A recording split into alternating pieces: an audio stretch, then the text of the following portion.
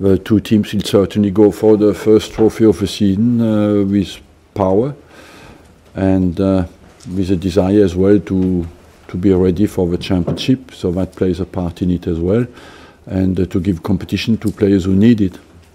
We have basically certainly everybody available to choose from on Sunday, and today in training we had not in full training Özil, but he should be all right, and Ramsey, he should be all right as well. Some players are just coming back, like Sanchez, Mustafi, and I haven't decided yet if will I involve them or not. A little muscular problem and Özil a little ankle problem. No, he is not, but he got injured again in the Emirates Cup. We don't think it will be too bad, 2 weeks. And just lastly from me, Gabriel, he's obviously got injured at the end of last season. Is he close to? Yeah, he's a long-term injury, and he starts to run again now, but he still needs 2-3 weeks before he can join in completely. Arsene, we saw Alexis Sanchez training a little earlier. How is he? Good, as you could see it in training, and he had a good rest. So he needs to work on his fitness, but once he's in the game, he's sharp, and he looks like he has never been away. Is he over the flu that he had last week? He's over the flu, yes, and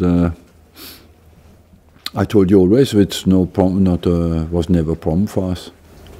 Tell me, what sort of frame of mind is he in with all the uncertainty surrounding his future?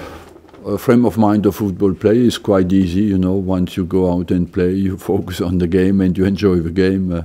This is a thing that passes quickly in your life, so enjoy every single moment. And he loves so much the game that what he does. Have you had a conversation with him? Of course.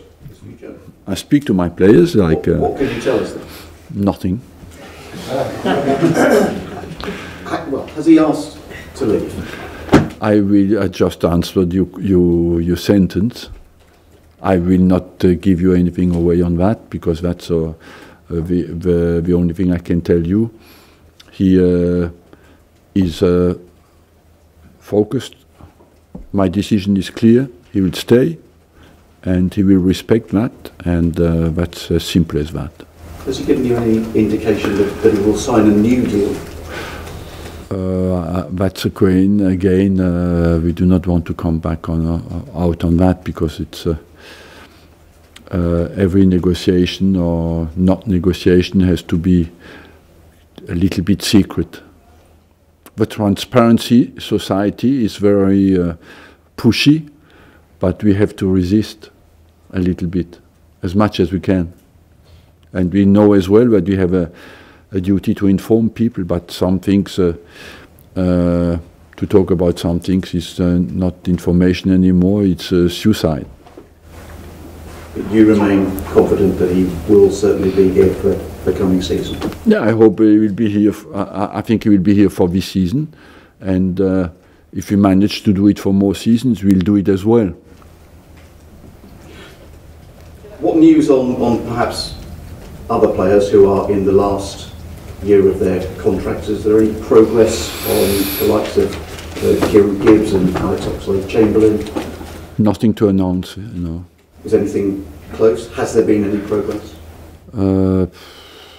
We make always progress, but I have nothing concrete to tell you on that. Lucas Perez, his agent is currently saying that there are 2 clubs in Spain that are interested in him. There's a club in Germany, Fenerbahce, I think, in Turkey. Do you see his future elsewhere? Yes, because we have a congestion of strikers, so I don't like to lose him, because he's a top quality striker for me, but we have many strikers, and at some stage too much competition is no competition anymore, you know, because you cannot give a chance to anybody. So, but if he finds a satisfying solution, at least for a short time, we would do it. So do you think it would be a permanent deal or a loan? I don't know. I don't know. Listen, I'd like to get your thoughts in very general terms about a £200 million player. What do you make of PSG and Neymar?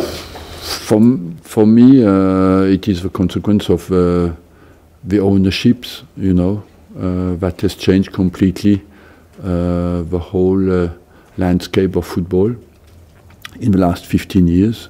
And once a country owns a club, everything is possible.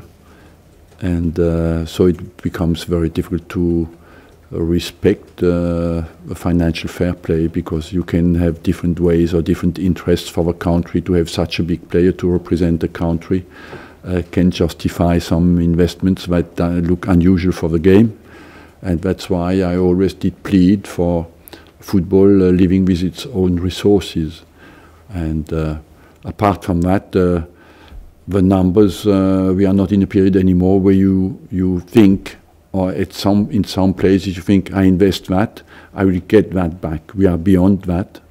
There's a certain, in the number today is involved a lot of passion, pride,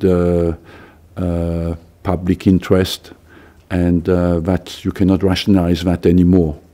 And the numbers look just, on the other hand, it looks as well that the inflation is accelerating its rhythm. We crossed the first time the 100 million line last year, and only 1 year later we crossed the 200 million line. And when you think that Trevor Francis was the first guy for £1 million and that it looked unreasonable, that shows you how much distance, how far we have gone, and how big football has become. It's beyond calculation, beyond rationality. Do you think there are serious implications? It will have implications because it's just the consequences it will provoke, because the clubs where Barcelona will want to buy a player will say, my friends, you have 250 millions or 220 millions in your pocket, so what costs 50 will cost 100 today for them. Can you compete? Can Arsenal compete in that kind of market? That's a bit. We still live with rationality, you know, and we are not the only ones. Many, I think, 99% of the clubs do that. But of course, we cannot compete at that level. Arsene, was you quite pleased when this deal going through, because Alexis Sanchez was linked with PSG, which presumably makes your hand stronger? Look, I'm pleased that I have him available and focused to play, and I believe that we all signed contracts, and as long as we are under contract, we respect the contract, and that's what Sanchez does. And in terms of Neymar's wages, talk of £500,000 a week, I mean, do you think is that obscene, or is that like now dealing with your players and their contract disputes? You don't look at the number absolutely in the absolute value anymore, because I think football is for a long way now out of normal society, and the numbers are like the NBA in basketball, and so it's not comparable anymore to normal life, but that's the numbers. It was already out of context of a society always. So after it just becomes a little bit intellectual, the numbers, because you do not calculate anymore what it brings in. It's just a number. Last couple. Hi Arsene. If Neymar costs 200, how much is the real cost of Alexis in this market? You don't have to calculate like that. Today a player is worth what the club can afford to spend. And there's no anymore, I would say the price of a player depends only today on the identity of the buyer. And you cannot put it on the context of the market. It is the financial potential of the buyer who decides the price of a player today. Courtois said last day that if Alexis doesn't play this game against Chelsea, it's better for Chelsea, I mean, because Alexis. It's better for Chelsea. If Alexis doesn't play. maybe, but you know, we want as well not to take too big a gamble on a player who has just come back. And for us, it's important to build his fitness and put him in a reasonable condition before we expose him to tough tests. Maybe he will play. Is there any concern for you, Arsene, that just the sheer scope of the Neymar deal will drive the prices up for the players that you're looking at? Not really, because I told you, at the end of the day, you can spend the money you can afford to spend, you know, and at some stage, if you go for a player, you can have not the money, it becomes purely a monopoly. Can I just ask you a question about Chelsea? Obviously they won the title last season. Do you see them as significantly stronger with the additions that they have made? Time will decide that. I would say they look like they have kept the basis of their squad. 95%. They've added Bakayoko, is a very strong player, strong ball winner, similar to Matic. Maybe less distance runner, but more an impact player. And overall, the question for them certainly will fight for the championship again. They have not. They have replaced Costa by Morata. Morata is more, maybe less a goal scorer than Costa, but is a more can score and provide as well. So, and against us in Asia, Batshuayi played very well. He is a young striker who is promising as well. So I expect them to fight again for the championship. Yes. Thank you very much. Thank you. How does it feel going into a season knowing you won't be involved in the Champions League? Well, for us, it's a good opportunity to focus completely on Premier League. But anyway, I would say the Premier League has, in my opinion, taken over from the Champions League interest-wise, because it happened in the group stage where sometimes we rested players in the group stage or in the Champions League to prepare for the next Premier League game, because every Premier League game is so difficult. But I would have loved to play in it, but we have to deal with reality, and we are not in it. So do you think it will help or hinder your Premier League campaign? Look, we'll look. It's very difficult at the moment to evaluate the forces, the real forces in the Premier League. Man United has bought, City has bought many players, Liverpool has bought. We have bought, Chelsea has bought. You have Tottenham as a young group as together for a long time. It's very open, and it's very difficult for me, as like certainly for you, to predict exactly what will happen. Thank you very much.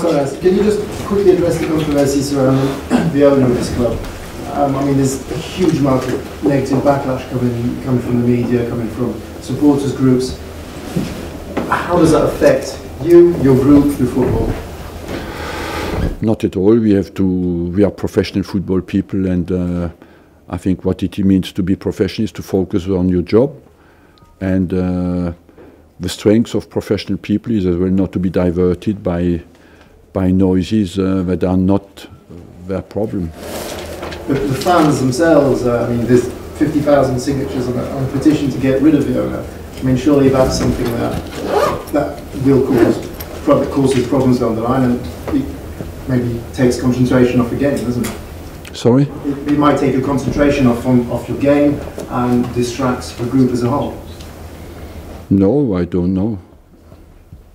I think to be professional is to focus on what is your job, and after that, that's the only way we can do that. We are focused on our job is to show it on Sunday.